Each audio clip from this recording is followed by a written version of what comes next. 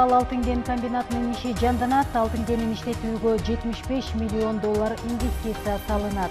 Украинадагы президенттик шайлоодо Владимир Зеленский менен учурдагы президент Петр Порошенко алдыда. Бишкекте Дооронбек Садырбаев тарткан кинотасмалардын жумалыгы өтөт. Эми ушул жана башка кабарлар менен таанышып алыңыздар.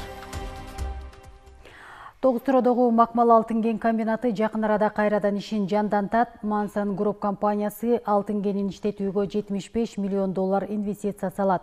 Тиешелүү келишимге 27 мартта кол коюлду. Ага ылайык Макмал алтын комбинатынын базасында биргелешкен ишкана түзүлөт. Мында Кыргыз алтын ишканасынын үлүшү 30% болот. Manson Group компаниясы Макмал алтын кенинин ишин улантуу боюнча сынакта жеңип чыккан. Себеби компания алтын өндүрүүчү фабриканы эксплуатацияга берүүгө чейин жыл сайын чегерүүчүлөрдү ишке ашырууга же аны 10 миллион сом өлчөмүндө модернизациялоого милдеттенет. Ал эми фабрика ишке берилген соң жыл сайын чегерүүлөрдүн өлчөмү биргелешкен ишканалардын жылдык дүң кирешесинин 2%-ын түзөт, деди Кыргыз алтын ишканасынын директору. Бул келишим боюнча инвестор калкты жумуш менен камсыз кылууну кеңейтүү жана аймактын экономикасын өнүктүрүү үчүн бир катар ишканаларды курууну пландап жатат. Бул сүт жана кыш заводдору, балды кайра иштетүүчү завод, күнөскана комплекси, май куюучу жай, дүкөн, мини-маркет, мейманкана жана туристтик комплекстер. Мындан тышкары инвесторлор экологияга зыян алып келбеген жаңы технологияны колдонууну максат кылып жатышат. Президентибиз баш болуп жүргүзүп аткан саясатта ошондой. Келген инвесторлорго бардык шартты түзүп, ал инвестор өзүнүн мамлекетинде иштеп аткандай сезиш керек өзүн.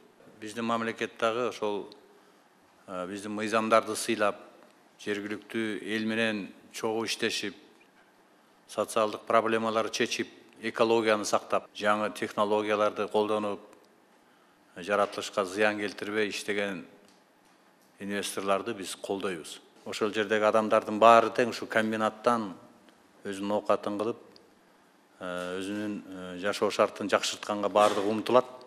Биз ошол эл менен дагы баардыгын сүйлөшүп, ушул комбинаттын иштеп кетишине, сиздин бизнестин жүрүп кетишине, жана социалдык маселелердин баарын чечилишине болгон күч аракетибизди ушул жерде отурган баардык мамлекеттик кызматкерлер жумшайбыз. Акрам Мадумаров өкмөттүн Баткен облусундагы ыйгарым укуктуу өкүлү болуп дайындалды. Тиешелүү буйрукка премьер-министр Мухаммедкалый Абылгазиев кол койду. Өкмөт башчынын башка буйругу менен Абиш Халмурзаев өкмөттүн Баткен облусундагы ыйгарым укуктуу өкүлү кызматынан бошотулду. Бирдиктүү салык декларациясын берүү 1 апрелде жыйынтыкталат. Мүлкү жана кирешеси тууралуу декларациясын тапшыра элек жарандар түнкү саат 12-ге чейин тапшырса болот. Бирдиктүү салык декларациясын мамлекеттик жана муниципалдык кызматкерлер, жеке ишкерлер, анын ичинде патенттик негизде салык төлөгөндөр, менчигинде кыймылдуу, кыймылсыз мүлкү жана короо жай тилкесинен тышкары жер участогу бар жеке адамдар, ошондой эле дыйкан жана фермердик чарбалар тапшырууга милдеттүү. Убагында тапшырылбаган декларация үчүн 1000 сом айып пул төлөнөт. Борбор калаадагы Касымалы Баялинов атындагы өспүрүмдөр жана балдар китепканасында Россиялык жогорку окуу жайлардын 6-чы көргөзмөсү өтөт. Бишкек 2019 деп аталган иш-чара 4-6 апрель күндөрү болот. Россиялык жогорку окуу жайларынын өкүлдөрүнүн сапарын Московский классики коомдук фондусу уюштурууда. Көргөзмөгө Россиянын Санкт-Петербург, Тюмень, Новосибирск, Хабаровск, Курск, Красноярск жана башка шаарларындагы окуу жайлар катышат. Иш-чаранын алкагында Бишкектен тышкары Чүй, Ысык-Көл облусундагы абитуриенттер үчүн кесипке багыт берген жолугушуулар болот. Балдар предметтик тесттерден өтүшөт, кызыккандарга жогорку билим алуу боюнча суроолордун негизинде жеке кеп-кеңештер берилет. Ысык-Көл облусунда аскерге жаңы чакырылган 224 жоокерди ант берди. Алар аймактагы Байсары уулу Кыдыр акятындагы 2028 аскер бөлүгүнө Ысык-Көл, Нарын, Талас жана Чүй областтарынан кабыл алынган. Жоокерлер 2 айлык даярдык окууларынан өткөндөн кийин башка облус аймактарында жайгашкан аскер бөлүктөрүнө которулат. Ант берүү аземи концерттик программа жана жоокерлердин атайын көрсөтүүлөрү менен жыйынтыкталды. Аскердик тартип деген бул жакшы. Аскерде келечекте мен Өзүмө ишенем, Кыргызстандын керегине жараган уңулдардан болгон. Жаш өкілдерді аскердик антка келтирип атабыз. Бул жаш өкілдер болсо Талас областынан, Ысык көл областынан, Чүй областынан, Нарын областынан 224 бала келди бизге.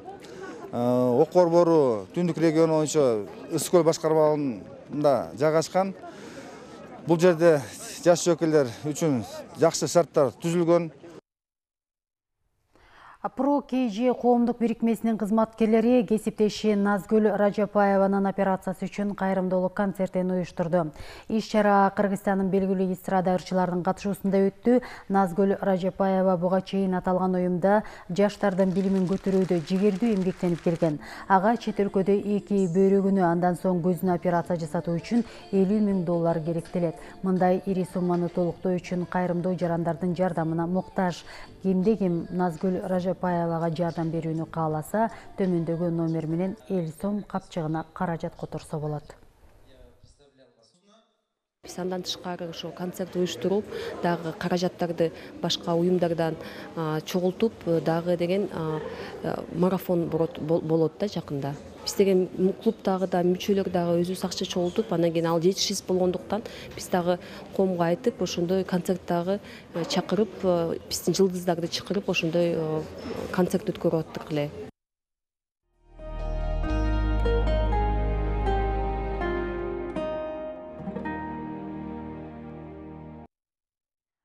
Дүйнөлүк Amazon онлайн дүкөнүндө 359 биттен турган манас дастаны сатыла баштады. Эпосты англис тилине Акылай Байматова которгон.